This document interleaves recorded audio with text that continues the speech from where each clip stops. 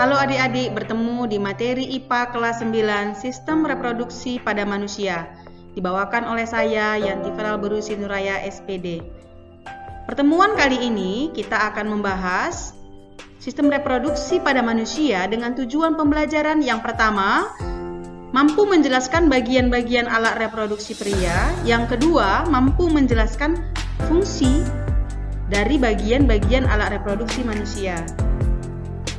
Kali ini kita akan membahas organ reproduksi pada manusia yang terdiri atas dua. Yang pertama organ reproduksi laki-laki dan yang kedua organ reproduksi perempuan.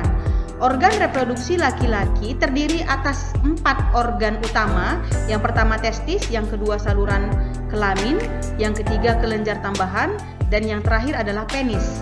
Untuk organ reproduksi perempuan akan kita bahas di pertemuan berikutnya.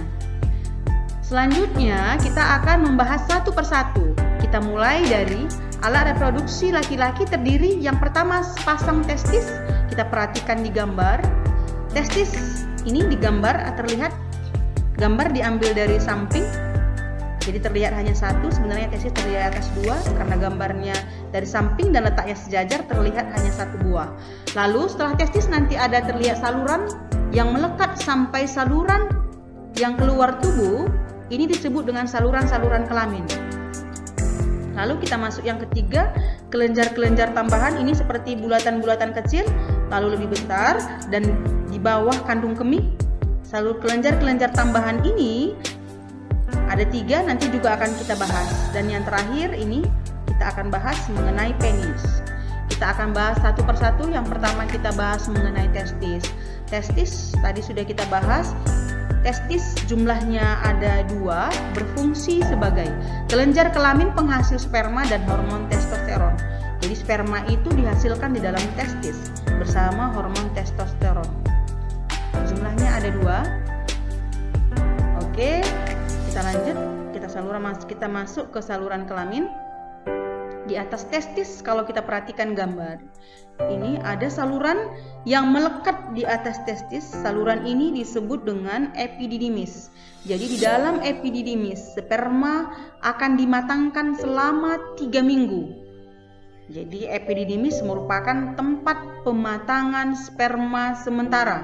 Selama dimatangkan, sperma akan diabsorb atau diserap sehingga kental.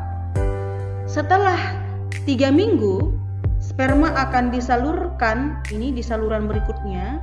Saluran ini disebut dengan fase diferensia sampai kemarin. Jadi fase diferensia adalah saluran penghubung antara epididymis dengan uretra. Ini dia uretra. Uretra sudah kita bahas di kelas 8 di materi sistem ekskresi pada manusia. Jadi dia berhubungan erat dengan sistem urin. Oke, kita masuk yang berikutnya. Kita masuk kelenjar tambahan. Kelenjar tambahan yang pertama yang akan kita bahas yaitu vesica seminalis atau seminal vesicle. Kita perhatikan gambar ini seperti kantung. Jadi di seminal vesicle atau vesicula seminalis dihasilkan cairan semen atau cairan mani yang dindingnya menghasilkan cairan lendir yang mengandung fruktosa, asam askorbat dan asam amino sebagai makanan dan pelindung sperma sebelum membuahi ovum. Seminal vesicle, sekilas mengenai seminal vesicle, dihasilkan fruktosa. Fruktosa merupakan bentuk dari glukosa sebagai sumber energi untuk sperma. Asam askorbat merupakan vitamin C pada sperma dan asam amino merupakan protein pada sperma. Oke, kita akan lanjut ke kelenjar tambahan yang berikutnya. Kelenjar tambahan berikutnya yang akan kita bahas adalah kelenjar prostat. Kita perhatikan di gambar. Di bawah kandung kemih ini seperti ada kantung ini. Dia membungkus dari saluran yang ini. Oke, ini disebut dengan kelenjar prostat. Kelenjar prostat sangat erat hubungannya dengan kinerja dari seminal vesicle atau vesicula seminalis. Kelenjar prostat itu menghasilkan cairan basa berwarna putih susu. Cairan ini berfungsi untuk menetralkan sifat asam pada saluran fase diferensia dan cairan pada vagina sehingga sperma dapat bergerak dengan aktif. Kita lanjut yang berikutnya, yaitu kelenjar Kauperi atau yang disebut dengan bulbouretralis. Kelenjar Kauperi, lihat di gambar, kita perhatikan gambar ini seperti kantung kecil.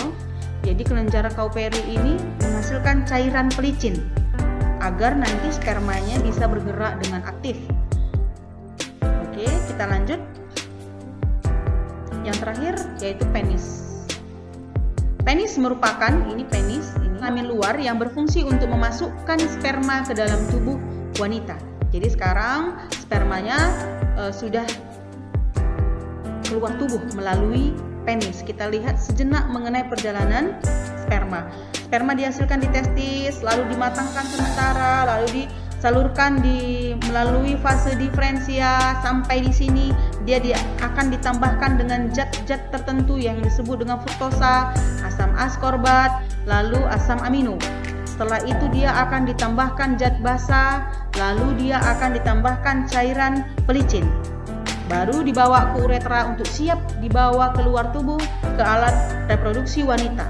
Jadi spermanya sudah sempurna. Oke, untuk kali ini bagian alat reproduksi beserta fungsinya Ibu harap sudah mengerti. Dan di sistem reproduksi laki-laki berhubungan erat dengan sistem ekskresi urinaria, itu yang kita bahas di kelas 8 pada sistem ekskresi. Testis menghasilkan jutaan sperma setiap hari mulai dari masa pubertas sampai meninggal dunia. Jika tidak dikeluarkan, sel-sel sperma akan mati dan diserap kembali oleh tubuh. Untuk pertemuan kali ini cukup sekian dan terima kasih.